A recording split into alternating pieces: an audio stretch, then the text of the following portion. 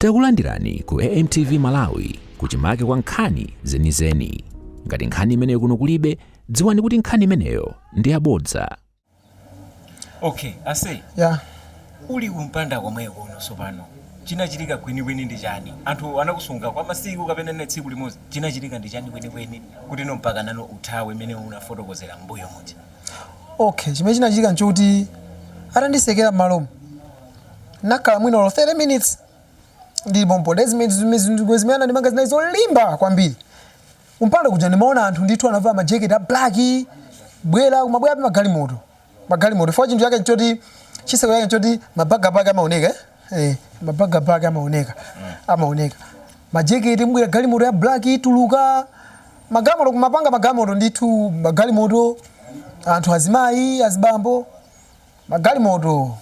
atava masuti yawo ine mpaka ndikafusa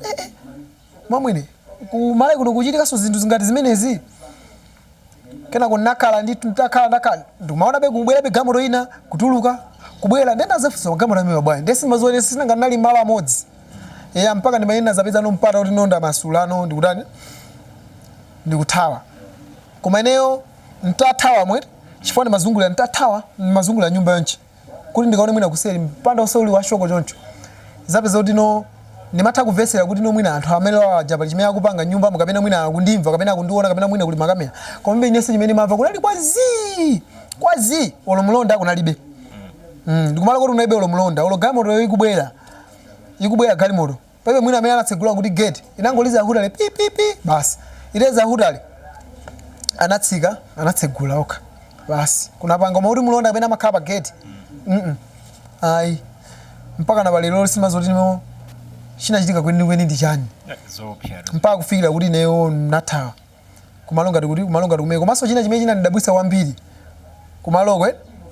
kuma magalimoto amene abwera kuma imwe mwina kumalowa kutuluka amanyamula magula box munali magula box ndithu akweza kunyamulizana magula box makatoni magula box ndi mafuso kapena magwisa kapena zinthu zina zake kapena chana magwisa zina zake mpaka inikata kapena mwina anthu okuphanthwa aja kapena magulisa anthu kapena magulisa ziwalo koma sinathe kupeza umbono weneni force nanga nalo lino ndamangiridwa koma ndimangoziona zinthuzo koma ine mtima oti ndizakhala mpaka ndimoyo mpaka na leroli kapena ndifika mpaka chonchi imene ndilimo sinimasikimiza kuti no zingafike chonchi koma khani mwe nikangoti nena pa ndatha koma ndimangolimbikisa kuti mwina mapemphero amene ngapemphera sinapemphere bwene ukhauri mwapemphera koma sumene napemphera pemphero limangobwera mapemphero limangopemphera mwa mtima mpaka ndapeza kuti kumalo kuja ndapulumuka nene ngowalimbikisa anthu amene simunatembenuke mtima tembenukani muona mulungu ngati amakusunga ndi cholinga pa dziko lapansi pano mukankhula choncho chifukwa zinakuchitikira ndi zinthu zingapena ndino mwatembenuka mtima apapa mukhala mbusa no okay choyambira ndingayankhula chifukwa chokuti cha zimene zinandichitikirazi chifukwa kuti chimene chinandibwesa kuti ndiyambe kupemphera sinimazonso ndi chani endi kungamba kupemphera ndi pamene maona kuti no mbuyo mukapena munapempherapo kapena mwina banja la kwanu kunyumba kuli anthu amene amapanga ndingangoti zopemphera ndimatha kuonanso kuti mapemphero amene amatha kupemphera abale athu ena kapena anthu ena pala anthu ena amangotipempherera special amatipempherera special ndipo moyo nazatha kuona kuti sumayenda m'manja mwathu mayenda m'manja mwa mulungu chifukwa olo ine ntango ndinapemphera pamenepo napeza ndapeza kuti mphamvu munthu oti nafoka sinanga ndakhala munthu ayitali mujeni ndakhala nthawi itali koma sana ndimanga kwambiri oti magazi mpaka ndimafunsa magazi ngati sakuyenda umumu umeona nenda ndakhala nthawi italiso mmene momwe mwina matamangira 30 minutes kupitiriraso mwina ine nangopanga kuti 30 minutes force nanga naona ndi nthawi imene ndakhalayo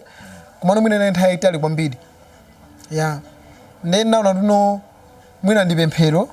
kapena achibalewo amene amakhala nthawi inaka kuti pemphera komanso pemphero imene ndapemphera imene ndimene andipulumutsa kuchoka kumeko mpaka kufika tsiku la leroli